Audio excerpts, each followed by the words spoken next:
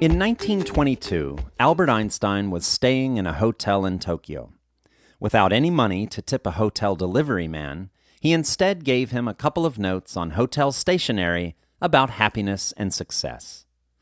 While the man was probably unable to read the advice, he recognized their value and held on to them. In October of this year, the delivery man's nephew sold the notes for $1.3 million. One note said, "Where there's a will, there's a way." The other said, "A calm and humble life will bring more happiness than the pursuit of success and the constant restlessness that comes with it." Multimillionaire Gawdat curiously came to a similar conclusion as Einstein after trying to find his own formula for happiness. On paper, his life ticked every box. He was a top Google executive. He lived in a huge house. He married his university sweetheart and fathered 2 beautiful children. He was incredibly wealthy. Once, he purchased a vintage Rolls-Royce at the drop of a hat. People thought he had the perfect life, but Mo was as miserable as sin. Mo believed happiness could be captured in a computer code. He wanted to develop an algorithm which could bring complete happiness. Together with his son Ali, they created a formula. Mo thought it nailed the art of happiness. And then something terrible happened.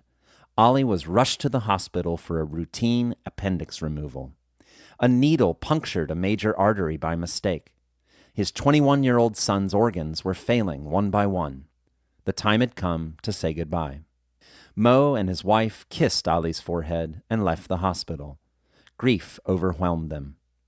Mo blamed the doctors for his son's death, and he blamed himself. His wife told him blaming other people would not bring Ali back. This struck a chord with Mo. He began to look at Ali's death in a different light. He heard his son's voice in his head saying, "I've already died, Papa. There's nothing you can do to change that, so make the best of it." Whenever Mo's mind drifted toward negativity, he would ask, what would Ali say in this situation? In the wake of Ali's death, his father remembered the happiness formula his son had helped him create. Happiness is greater than or equal to the events of life, minus the expectations of life.